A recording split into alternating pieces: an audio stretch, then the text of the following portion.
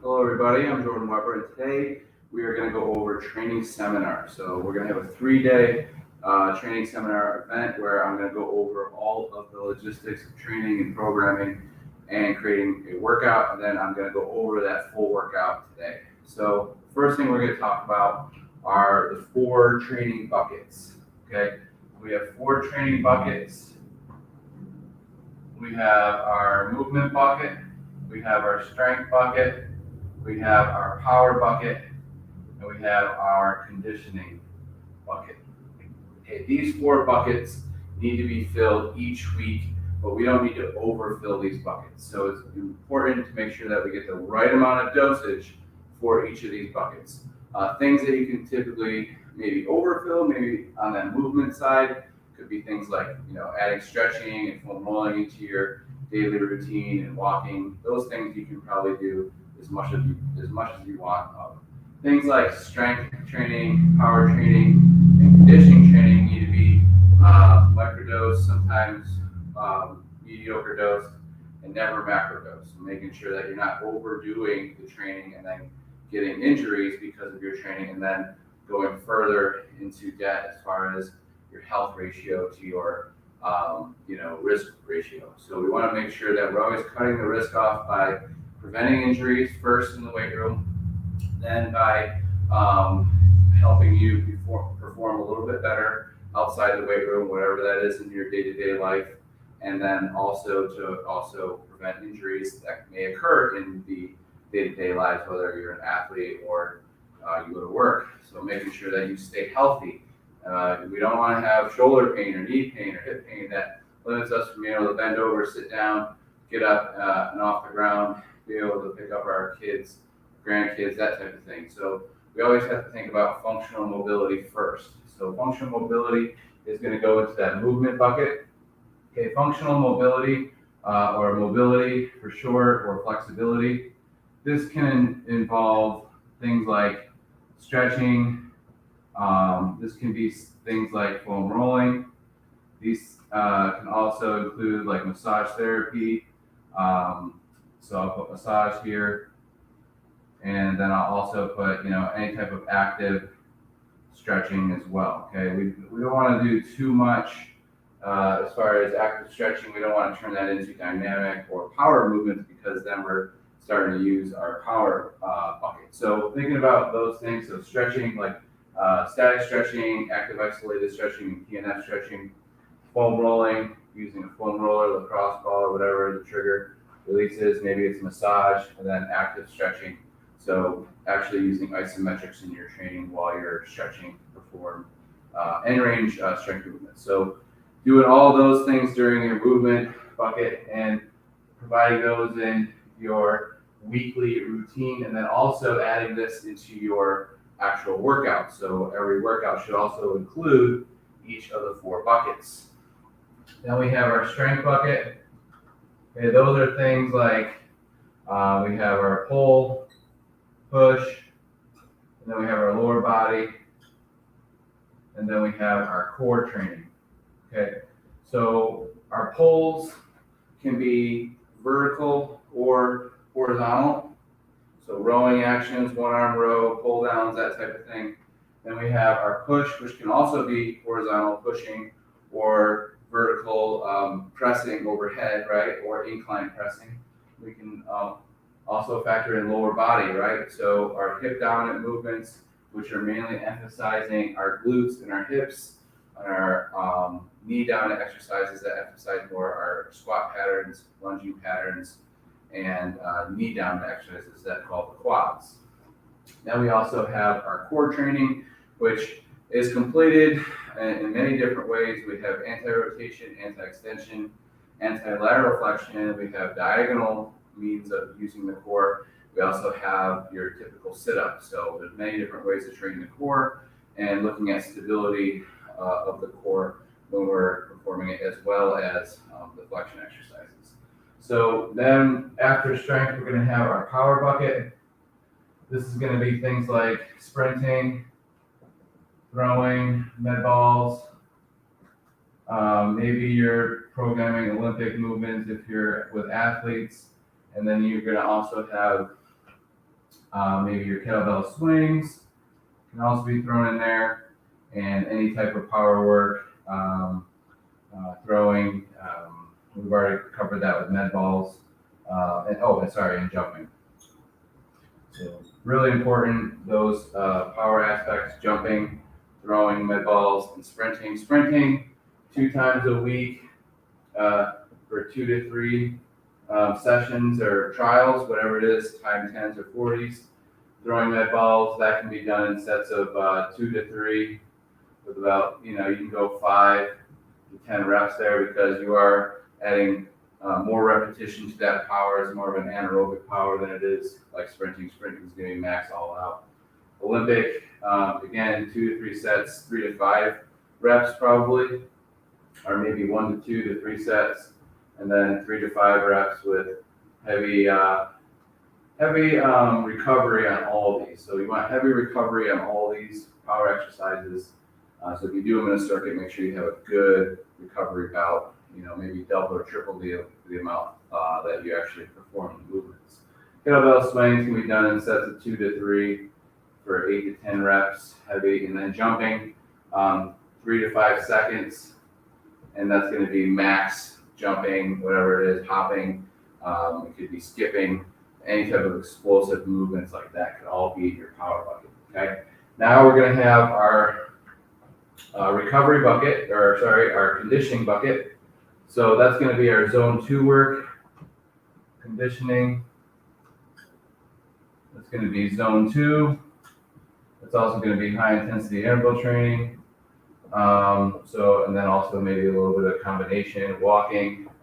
I'll also add in there. So those are going to be things you want to do on a day-to-day basis just for your heart, right? You want to get at least a 20 to 30 minute walk in every single day if you can, if not twice a day.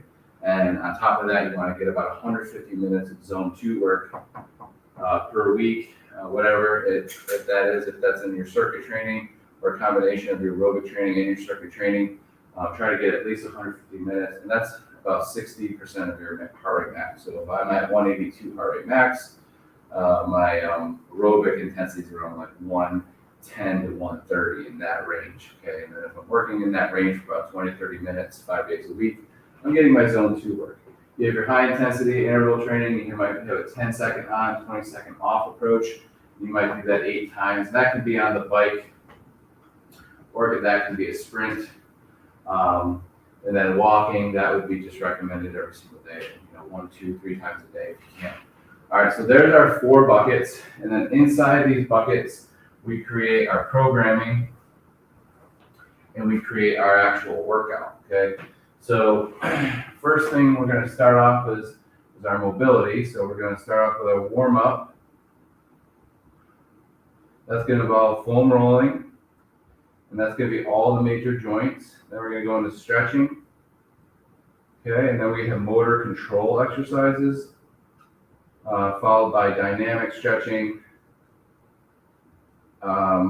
which can also be coupled with mobility. And mobility, kind of emphasizing any type of mobility work that involves range of motion exercises. And then also in our warm-up, we're going to put our power in there. Okay, and then once we're primed for power, we do our circuit of 3 exercises, or you can perform your 2 sprints or 2 to 3 sprints at that time. After power, we go into our strength, and our strength is a lower body, followed by an upper body, followed by a core exercise. Okay, and we do 3 to 4 of those circuits. Your 4th circuit can be more individualized. 3 first circuits should involve either a knee or hip dominant day or a push or pull day. So for example, if I did 3 circuits, I would have a hip dominant exercise, knee dominant, and then a hip dominant on Monday. And then on Wednesday, it would go knee, hip, knee. And then on Friday, it would go hip, knee, hip. Okay? So on Mondays, it's hip dominant, Wednesdays is knee dominant, and Fridays it's hip dominant. So If I'm doing that for 3 weeks, the next phase, I might switch it up and go knee dominant on Monday, Friday. That way I get adequate recovery time. I emphasize it for 3 to 4 weeks, hip dominant, and then I emphasize hip dominant or knee dominant, and I switch it every 3 to 4 weeks during my phases. Okay, I'm going to do the same approach with push and pull. So if Monday is hip dominant, it might be a push. Okay, then I might have pull day on my, Wednesday, and then a push day here. Okay, and then that way I'm focusing maybe on a push phase for 3 to 4 weeks, and then followed by a pull phase. So focusing more on pull emphasis. But I'm always getting push and pull in every workout. I'm always getting knee and hip down in every workout. As far as my core goes, like I said, we have our anti-extension, anti-rotation, anti-lateral flexion. We have our diagonal work, and we have our sit-ups. So your basic sit-ups, get-ups, Turkish get-ups, one-leg sit-ups, straight leg sit-ups, medicine ball sit-ups, that type of thing. Focusing on eccentric slow down as opposed to a fast eccentric, and doing them for speed and doing them for more for quality than speed. Then for your diagonal things like chopping, uplifts, going across body, anti-lateral flexion would be things like carries, side planks. Anti-rotation would be things like bear taps, push-up taps, any plank taps, any type of movement on 3 limbs. And then on anti-extension, that's something like plank in the forearm position, push-up position. Also, you could have anti-rotation as a pull-out press or an anti-rotation press. So those would be some things I added for my core. I can be pretty creative and mix those in, just making sure that I get enough of each. And like I said, cycling those in every 3 weeks, different phases. So I'm going to improve the difficulty every phase. So phase 1, okay, difficulty, let's just say is at a 50% difficulty. I'm going to go 60, 70 to 80% difficulty. And then I'm going to repeat the phases, okay, over the year. So every time I start a new phase, I might think more isometric training. The next phase, I might think eccentric training. The following phase, I might think concentric training. And then the 4th phase, I might think dynamic or ballistic phase or some power phase. Okay, so, and then I might repeat these phases as the year goes by each season. So every season is about 3 months. So every season goes by. I've done 3 phases, and now 3 to 4 phases, and then I'm on to starting my new phase 1. Now, it doesn't mean I have to regress in weight, doesn't mean I have to regress in difficulty, just means I need to maybe take a step back and focus in on more quality movements like isometric movements than eccentric and concentric and dynamic. Okay, giving yourself those breaks and windows allows your body to also recover, so you're not all overstimulating, you're not always working in those higher intensities. Now these averages, 50, 60, 70, those are just made up. You can do whatever you want. You can keep them the same if you'd like. But that's how I might do it over a year. Okay, so now that our program is set up on the board, we're going to now talk about our actual workout. Okay, so like we talked about, we have mobility, warm-up, strength, and then after our strength is when we're going to hit our conditioning. Okay. So conditioning will happen after the workout. This can be your, like I said, zone 2 work, and we're only going to get 10 to 20 minutes here.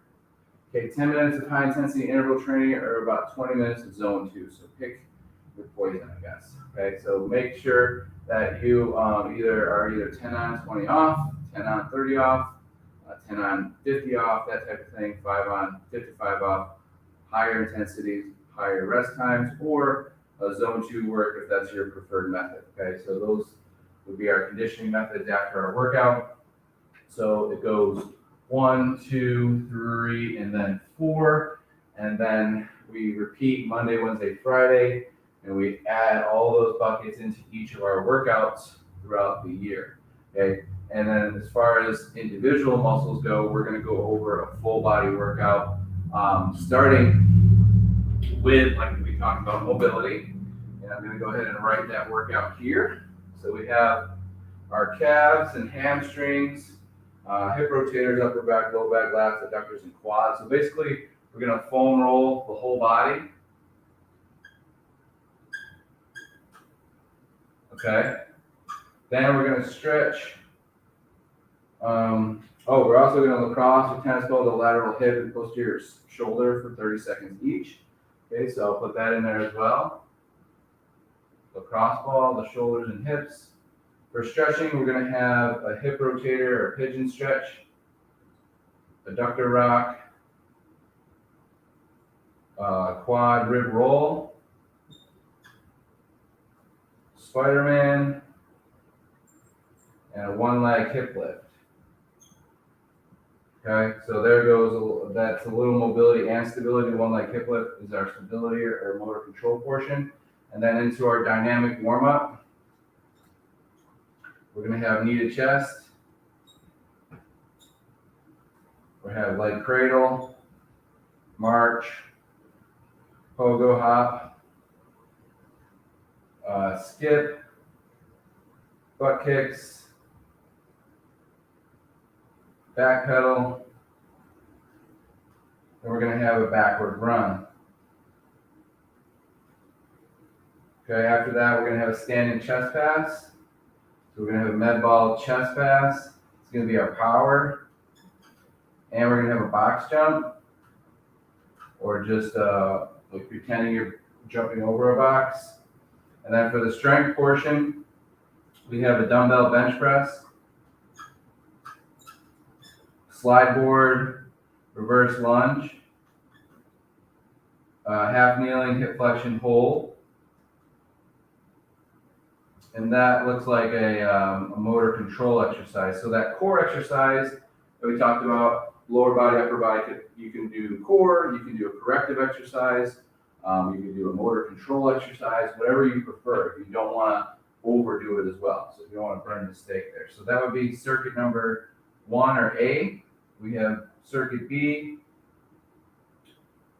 It looks like that was circuit B. Circuit A is going to be kettlebell swing to squat. And then we're going to have alternating X pull down. Then we're going to have the half kneeling hip flexion. And then that third exercise in that second block is going to be a side plank with adductor squeeze. I'll show you what that is later. Our C portion of our workout is going to be a one leg hip lift. And then our standing band press. Okay, and then it looks like bike is going to be sprint. Looks like 5 calories on the minute. And that's times 8 for that first week. Okay, rep ranges are low. Okay, 6 to 8 reps. 6 to 8 reps for most of the exercises, it looks like, or 3 reps for some of the motor control exercises and dynamic movements. So it looks like this is going to be our first day and our first workout of our program. So now that we're going to put all these buckets into our first workout, we're going to go ahead and take maybe about 30 seconds here. I'm going to reorganize the cameras, and then we're going to get started.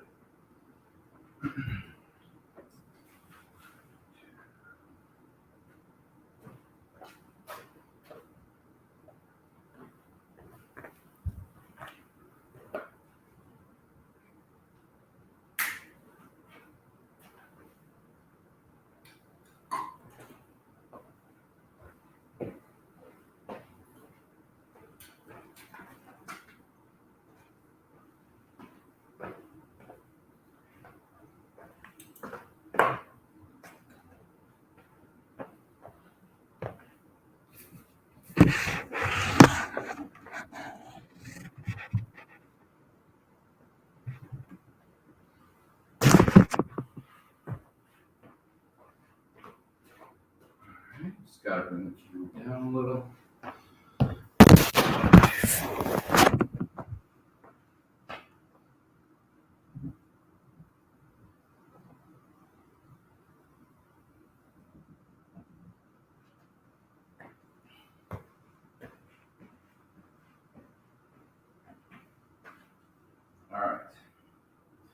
Now we have our workout on the board. You could obviously write your workout down, or you could write this workout down. Basically, we're going to start with a foam roller, the whole body, and then we're going to lacrosse ball our upper body. We'll have to move over to the wall once we get to that portion. So as far as the foam rolling the lower body, I'm going to start with my calves. I'm going to place my hands behind me. My butt will be on the ground to start. I can start with both calves on the roller, and then I can roll forward and back from knee to ankle. Or I can go one at a time and bend the opposite knee. I'm getting a stretch for this knee here, and I'm also stimulating my shoulders here in extension, and I'm massaging my front calf. And go side to side. I want to get 5 rolls up and down. We don't want to spend too much time foam rolling because we want to go from our foam rolling to our stretching, to our motor control, to our dynamic pretty quickly. Now, there'll be times where we add in different exercises during the mobility portion, just depending on the day or the phase. So it can be interchangeable with other foam rolling techniques or stretching methods. Okay, now that I'm done with the calves, I'm going to move my way up to the hamstrings. If you feel like the roller is not hard enough, then you want to get a roller or a lacrosse ball or a board ball sitting on a bench. You might be able to angle it a little bit better. You don't feel it when you're doing this. So I'll do about 5 rolls each, and then I'll switch. Again, if I'm not really feeling anything here, then I might skip this, or I'll, like I said, transfer to a ball, like a softball, on a boxer bench. And moving to the glutes, I'm going to sit down on it, cross my left over right, and then I'm going to lean toward that left side. If you look on the camera, it might look like this is my right hip, but that's fine, either or. We're just going to move up and down on the outside edge of that hip. And then we want to start focusing in on our breathing here. Okay, inhaling through the nose, holding it, long exhales. So as we're rolling, we want to begin to start focusing on our tissues. We're not focusing on distractions outside of the gym or training. This is when you want yourself, your clients, or your group to be really focused in on the tissues and their breathing patterns, okay? If you need to address the breathing patterns first, which we could probably go in depth on day 1 on breathing, but for today, we're gonna go mainly on the training aspect, okay? So that might be another series we do, is a breathing series, which I think would probably be the most important step, okay? So here we're hitting the hip. Now we're gonna move to the lower back. Okay. Going to relax first, bend my knees, and allow the roller to just push my hips up. And then this is when I have my clients and students put their hands on their stomachs, or maybe one on their chest, and just focus on belly breathing here. The belly should stick out, and then the belly should deflate on your exhale. And after about 3 to 5 inhales, I'll have you bend one knee and open up the hip and drop the knee to the ground. Okay, and then we're going to hold here. So we're going to go from a bridge position, and then we're going to collapse one hip and allow it to open up. You can feel that on the right or left side of the back, whatever side you're doing the open hip with. And then you'll switch after about 3 inhales and 3 exhales on each side.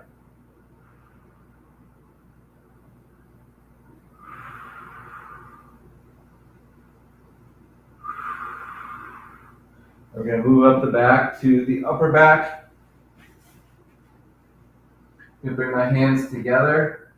I'm going to roll side to side on my rhomboids, and then bring my hips off the ground and continue to go side to side.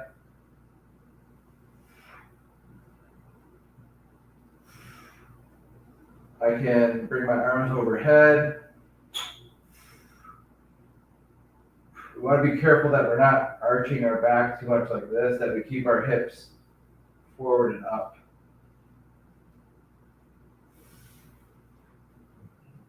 So we're always thinking about our posture integrity as well during all this.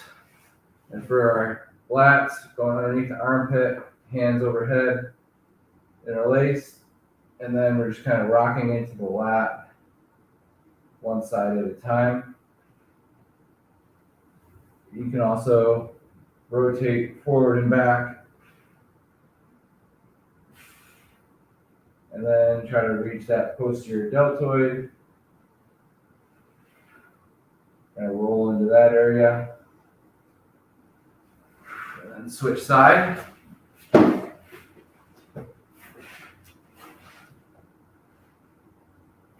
Start off with the rocking or the rolling.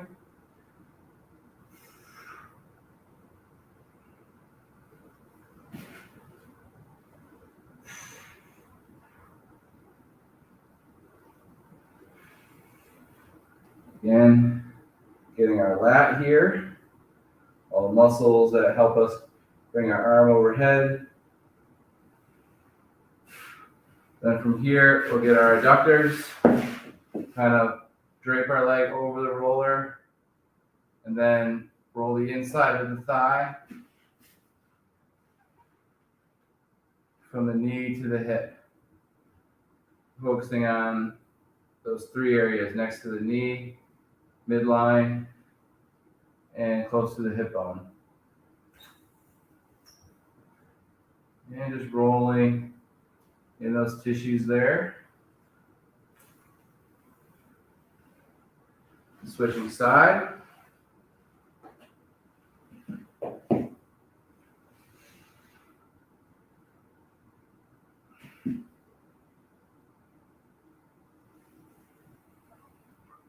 From the knee all the way to the hip.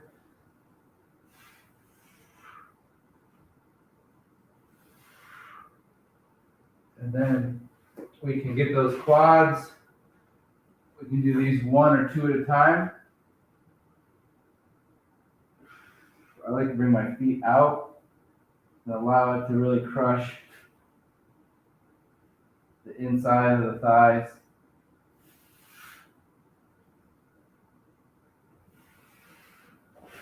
And now we're going to move on to the lacrosse ball. Okay. Also show you the orb ball.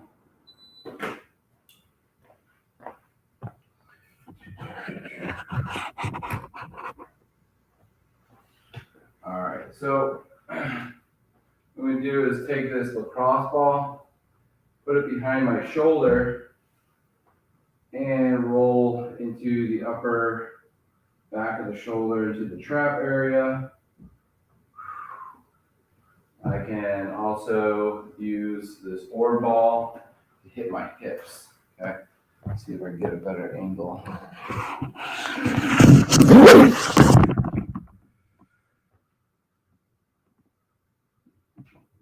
Better.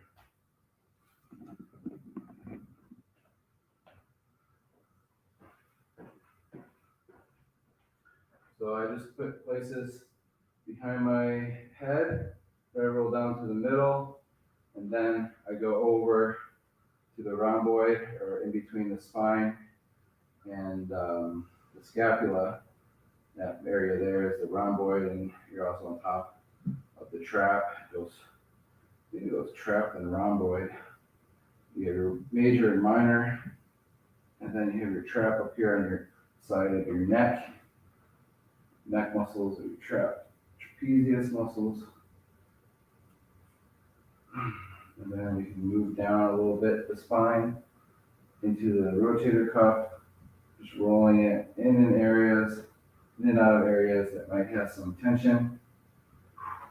And then the posterior hip, I'm going to place this, fix my butt, Gonna roll into that, and I can also use a lacrosse ball, which I think will be a little bit better.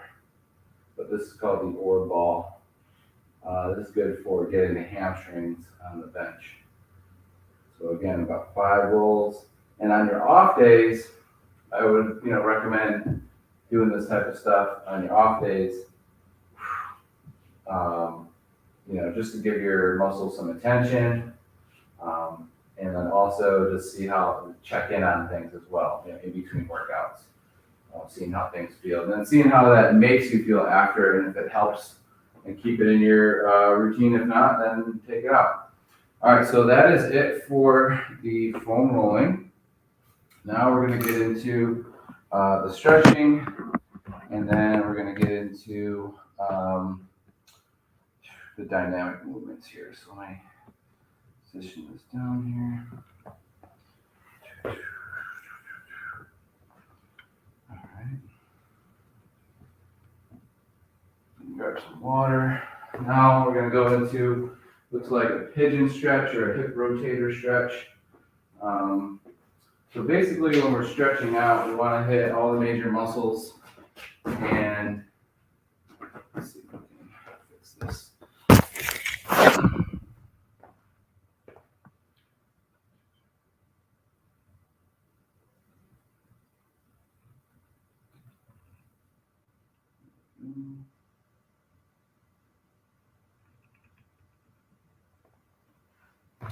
So when we're stretching, we want to make sure that we're hitting all the major muscles of our body.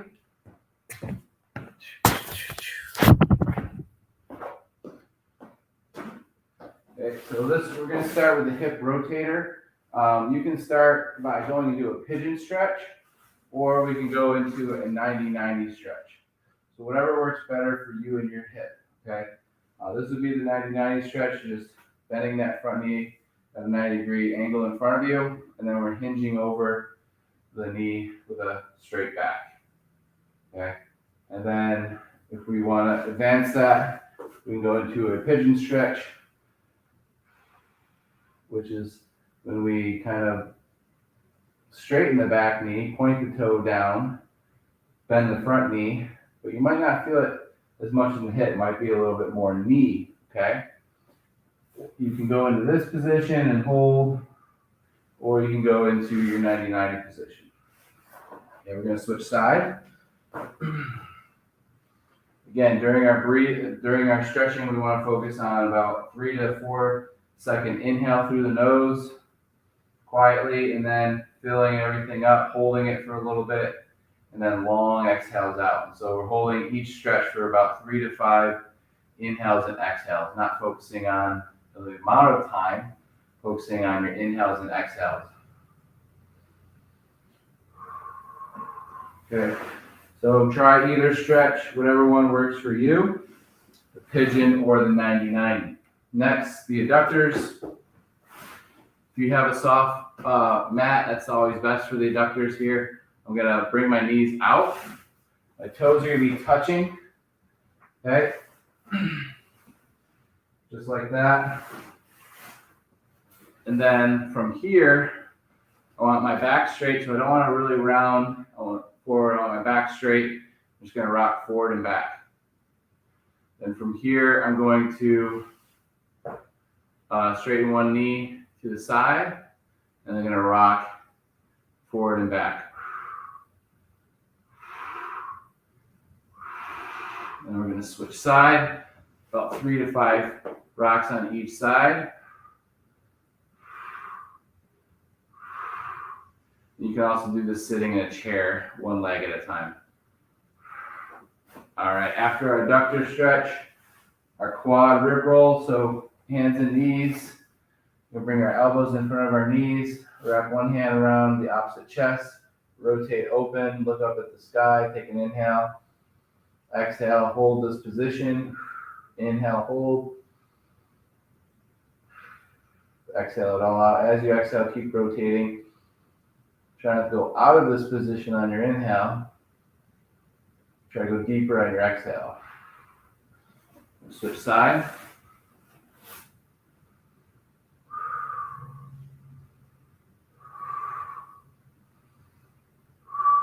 You can bring the hand behind the back. This doesn't work on the hands and knees. You can just bring the hips off of the ankles. But we're trying to purposely do this because we're blocking the lower spine when we do this, and we're only attacking and getting that upper back here. Okay, so there's our quad rib roll. Next going to be our Spider-Man. So hands and knees. We'll go into a push-up position. From here, I'm going to step 1 foot outside of the hand, bring my back knee down. From here, I'm going to rock outside and toward that knee. Front position, hand is next to the foot, elbow is next to the calf, shoulders next to the knee, and I'm going to rock out. About 3 to 5 rocks on each side. You really want to make sure that back leg as far back as possible. Tuck that back toe into the ground. Again, we're rocking out. We can also stimulate the back hip flexor by just pushing that leg into the ground or back loop, making it either an active isolated or a PNF stretch. Now we're going to move to our back, to our 1 leg hip lift. We're going to tee out the arms, head is down. From here, pull 1 knee to the chest, press 1 heel into the ground, hold for about 3 to 5 seconds, and then come back down. We're going to go for 5 on each side.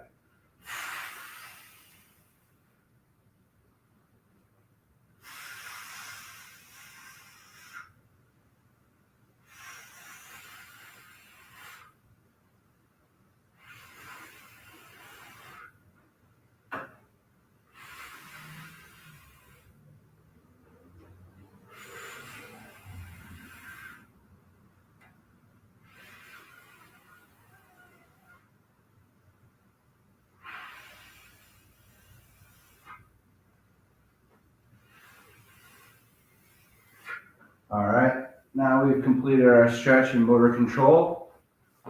Grab some water if you need it. We're going to move to our dynamic stretching. Okay, let me just go ahead and fix the camera here.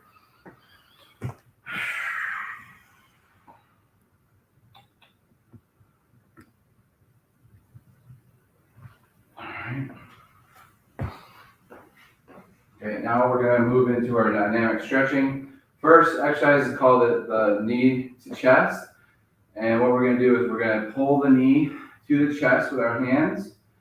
We're going to point our bottom toe into the ground when we do that in a calf raise. We're going to try to maintain our balance as we do that and step into the next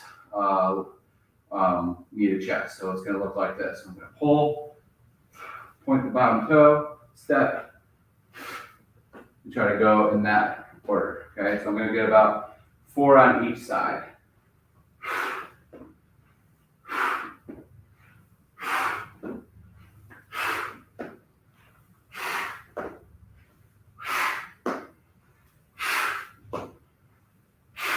Okay, try not to let the upper body collapse. Try to keep the back straight. Next is the leg cradle. Similar to that pigeon stretch, but a standing one. I'm going to take the outside of the knee and I'm going to reach over top of the ankle, and then I'm going to pull at the same time, keeping that bottom knee straight. Press that bottom of the foot into the ground, and then switch. We'll go 3 on each side.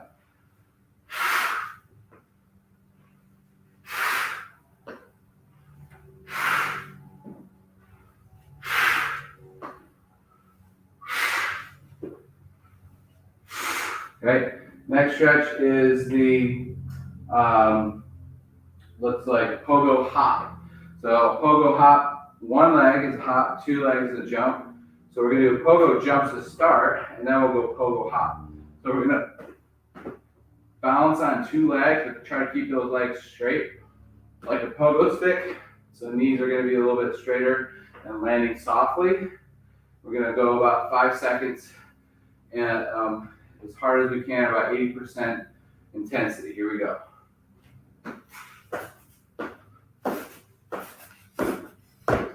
All right, now we're going to go 1 leg pogo hops. I'm just gonna go forward with these pogo hops. Just about 3 or 4 on each side. All right. Next, we're gonna move into skip. So I'm gonna start with a march, opposite leg, opposite arm action, toes up. And then I'm gonna go in my skip pattern, slam those arms back, try to move forward or backward. Okay, about 5 seconds, and then rest. Next, it's gonna be butt kickers. So option 1, just like that. Option 2, get those feet moving fast, moving forward or backward. Trying to go about 80% intensity, and then rest. After that, give your back pedal. So you can do this 2 ways.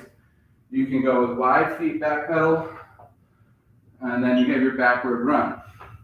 So back pedal, you're gonna pedal back, feet are a little wider, hands are out like I'm guarding. You push off the right or the left. Then I'm gonna have my backward run, a little bit more split stance and narrow stance. And we're going for about 20 yards or about 5 seconds, okay, each of those. After that, we're done. We're gonna go into our power work. So we just finished our dynamic work. We're gonna grab some water. And now we're gonna get into our med ball work. Let's check out the heart rate. Heart rate might be, we'll find out, maybe 120. Find out. All right, I'm gonna put this back a little.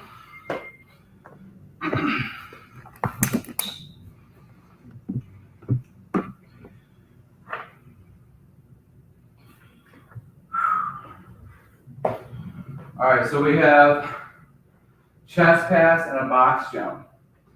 Okay, so you can jump over a pretend box, or you can jump onto a box. I'm gonna jump over a pretend box for this exercise.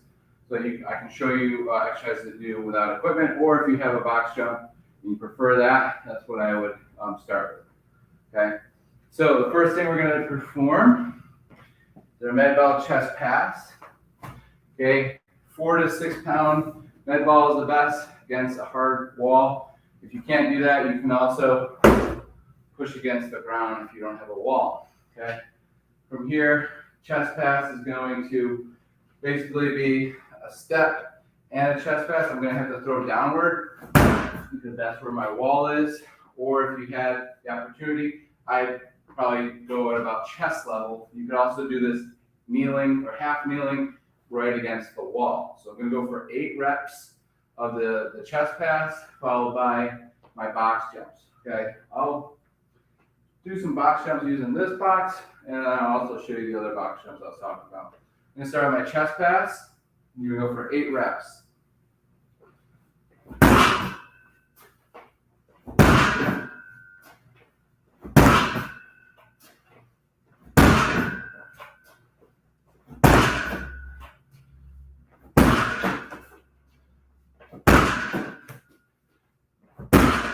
There's my 8 reps.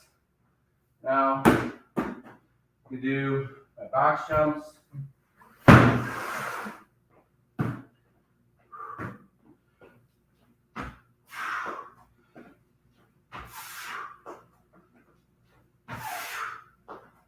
Try to land soft.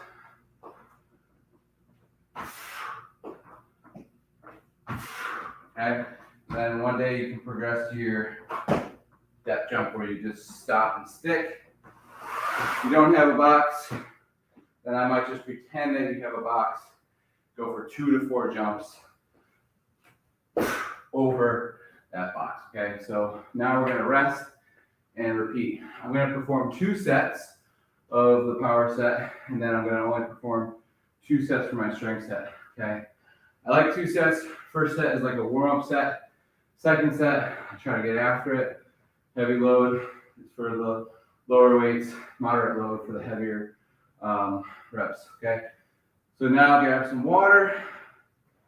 Get ready for your next round.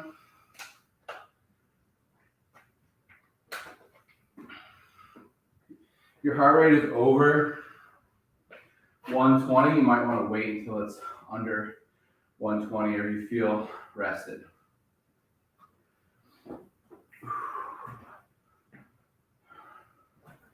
I'm at 132.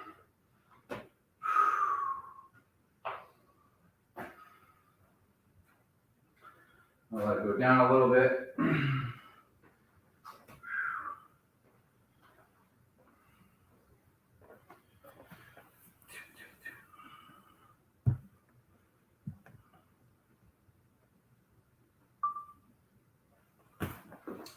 All right, here we go. Yeah, we could do these tall kneeling, half kneeling, or standing.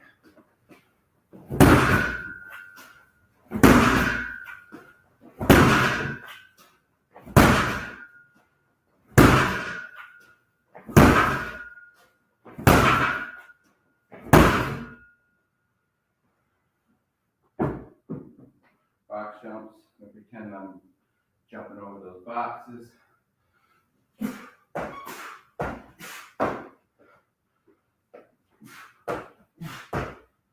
Whew.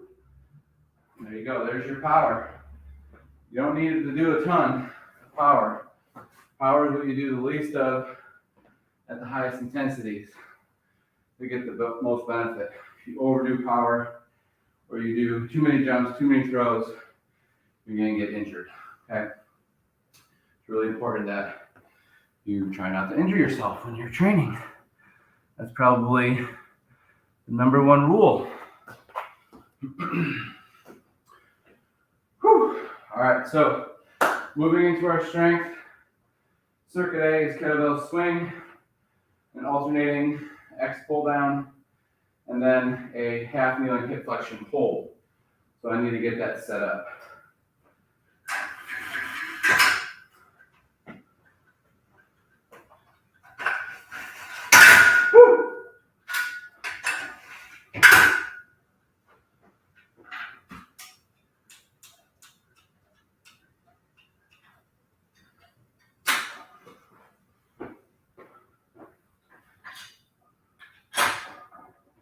All right, so we got our cable pull down ready, kettlebell swing, swing to squat, it looks like. Let's see how that goes.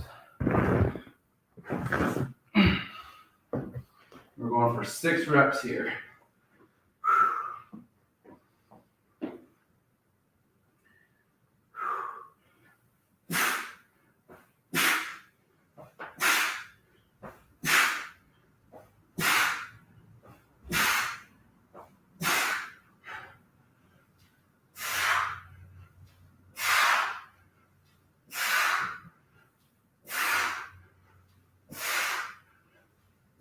So that was an example of a hip dominant and a knee dominant exercise. Now we're going to follow it up with an alternating X pull down. So we're going to make an X with the arms. We're going to pull one at a time.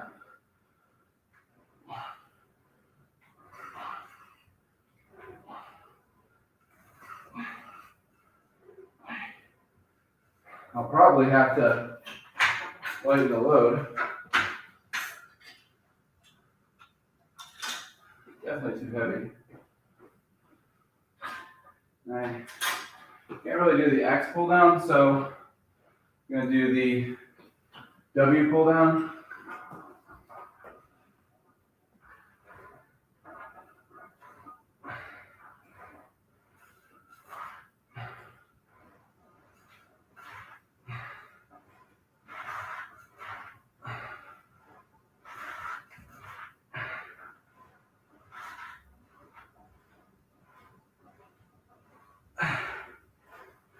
Woo.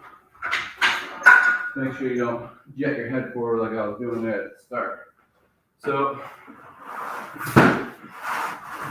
hip flexion hold, set up in front of a box or a wall, with your knee on the pad.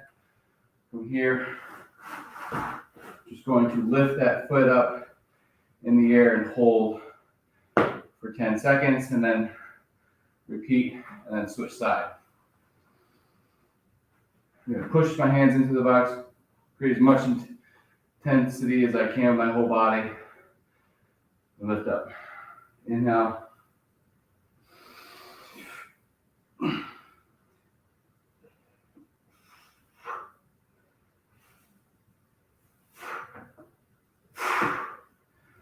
One more.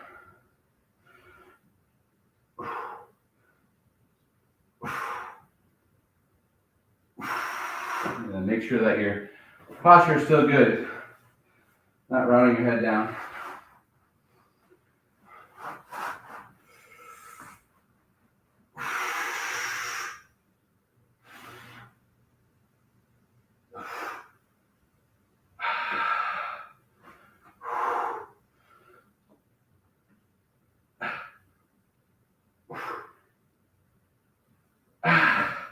Whew. Now we're just gonna repeat that same set. Okay?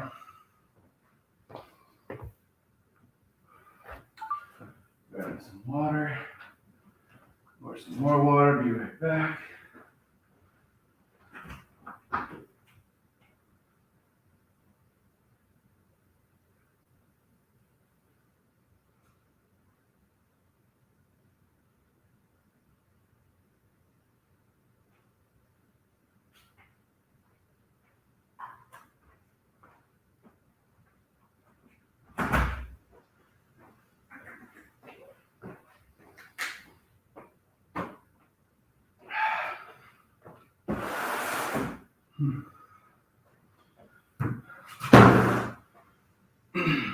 All right, move into our kettlebell deadlift.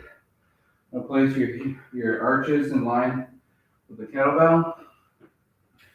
Hinge back, good grip, back straight.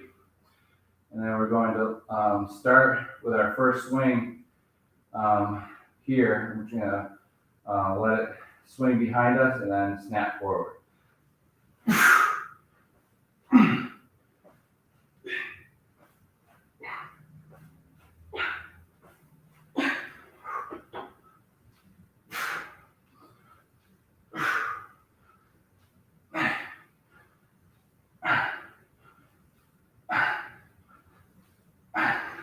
Woo! I'll get you. All right. We got our W pull down.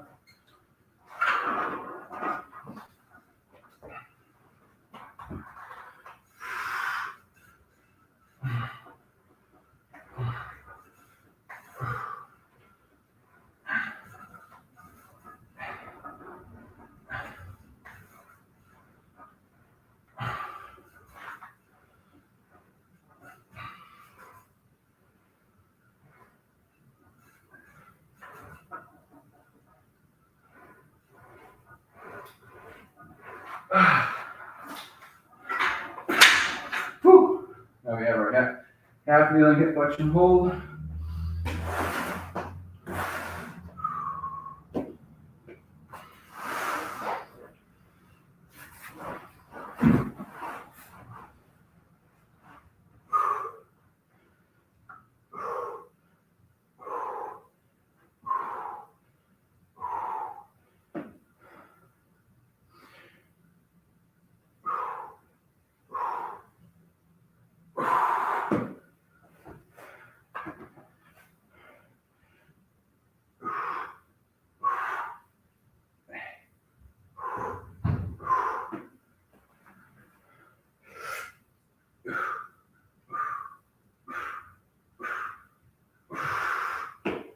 Whew. All right, so that is circuit A. We're on to circuit B, which is a dumbbell press with slide board reverse lunge, followed by side plank with adductor squeeze.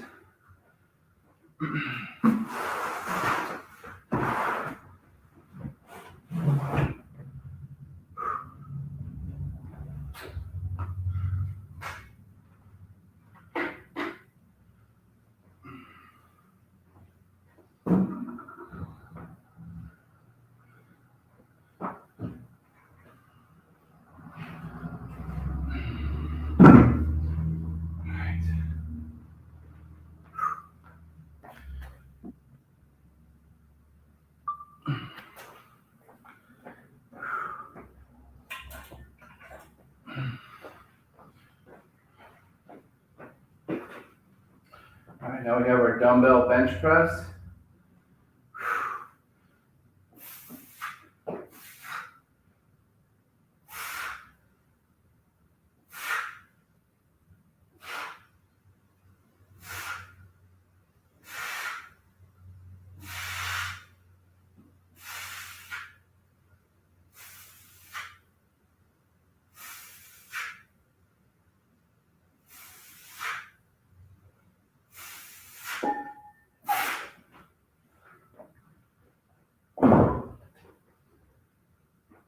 Slide board reverse lunge.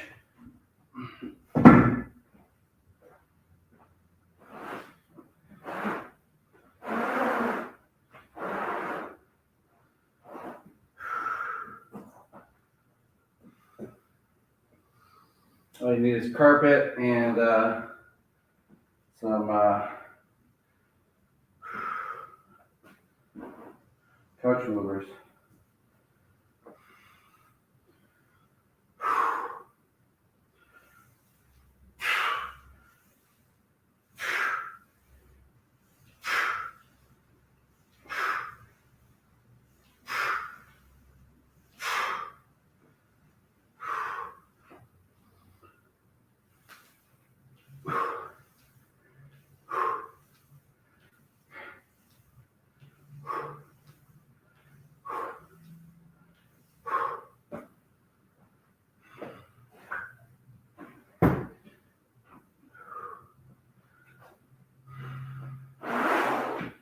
Side plank, Dr. Squeeze.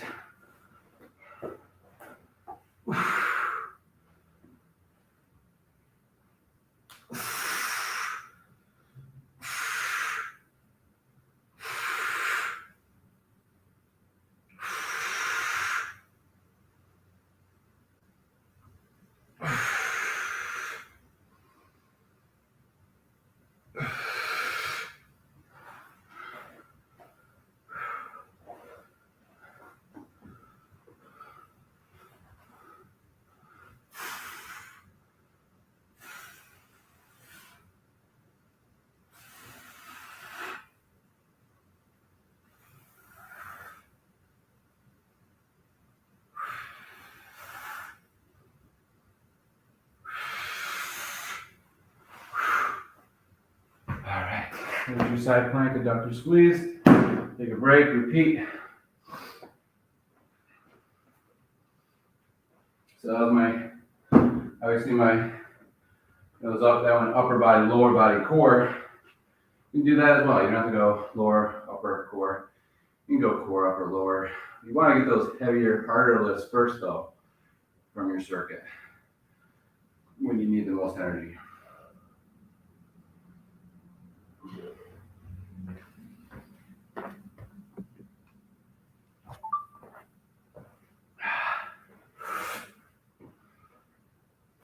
Let's finish this off.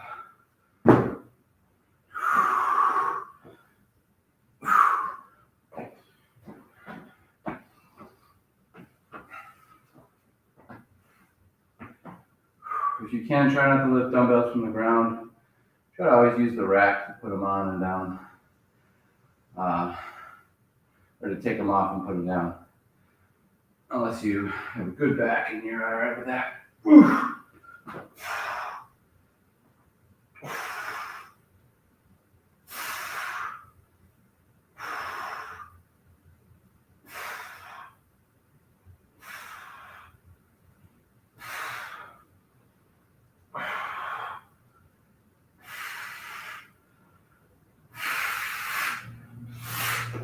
Don't mind my reps, I'm gonna do a little bit more than I told you.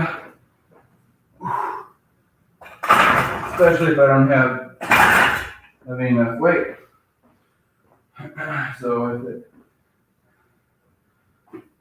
All right, now we got our adductor squeeze. And now wait, we got our lunge. Messing all this up.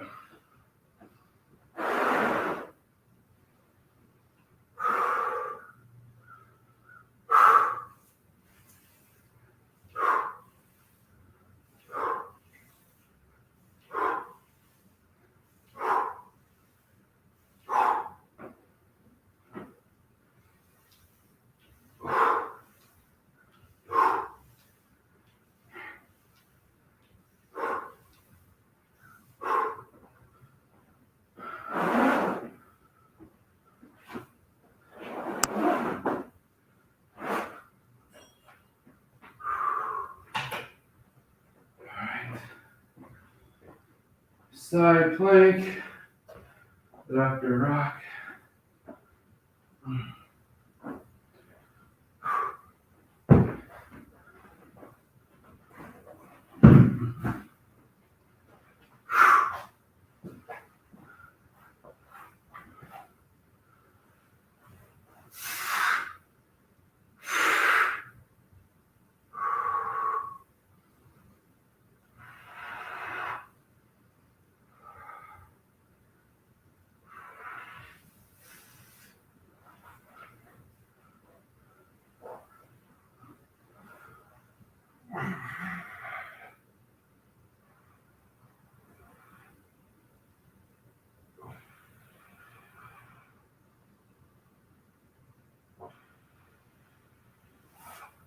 Whew. All right, now we are on to circuit C, which is so one leg, elevated hip lift, and a standing banded press. I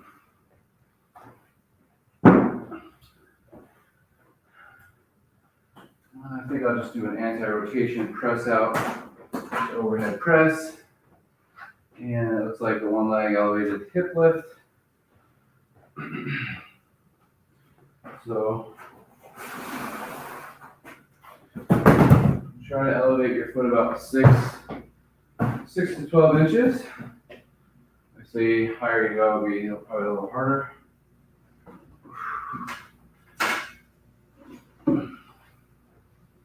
If you want to add a, I'll show you. If you want to add a sandbag to this, you can. And you can also add a tennis ball in your hip flexor. Ooh.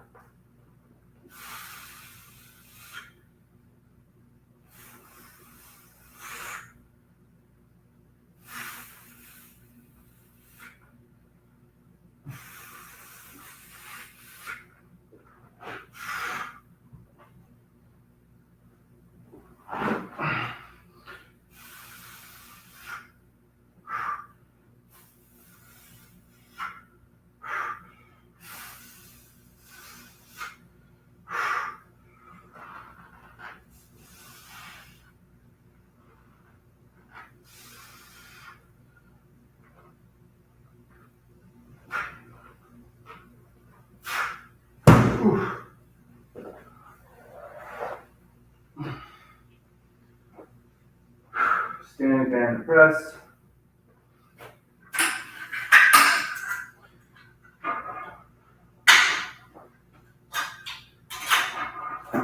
This will be our press out, standing, push, and then press overhead.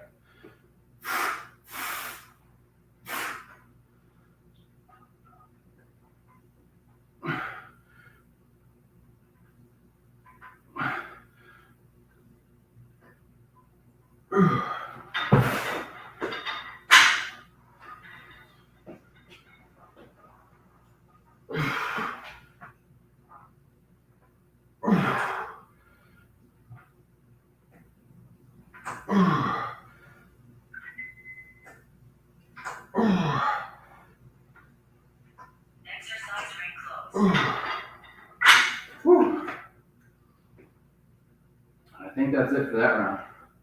So we'll repeat that for second set. Weight was a little heavy.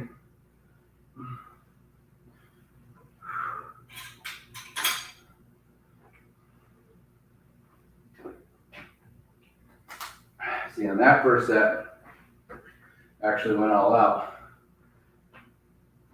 So I could either not do it again or do it light to moderately,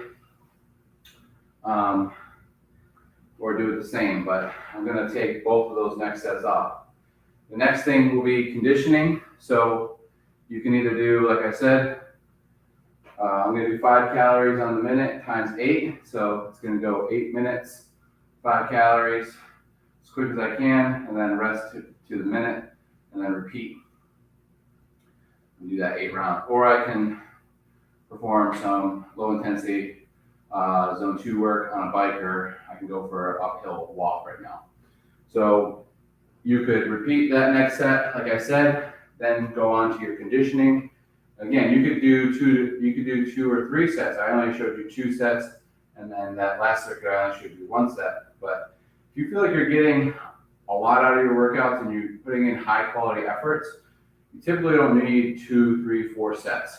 Well, 1, maybe 2 sets is all that's really needed. 3 sets for maybe beginners or novice, where you're giving them a warm-up set, and then maybe you're just making sure on that 3rd set that they're able to maybe repeat it a couple of times. But you don't even have to really fill that up as well. Okay, just kind of, that's the art of coaching, is balancing the challenging things, and then also the easy things. And so making sure that's not too hard or too difficult for the individual. All right, so that is series 1, how to build your workout and workout program for the year. If you have questions, leave a comment below, and hopefully you'll tune in for series or class number 2, where we'll go over the Wednesday workout. Today was the Monday workout. I'll go over the Wednesday workout, and then we'll go over the Friday workout, okay? So again, 5 calories on the minute 8 times, or you could do 20 minutes of long duration walking or biking with your heart rate at around 120, 125-ish, or 105, 110, whatever. Just trying to get it over 100. You don't want to go over 130. Okay. Try to keep it below, 125, in that 115, 125 range would probably be best for zone 2 work, and then your higher intensity work, about 70 to 80% efforts. All right. Hopefully you enjoyed that. Tune in for session number 2 and seminar number 2. Thanks a lot.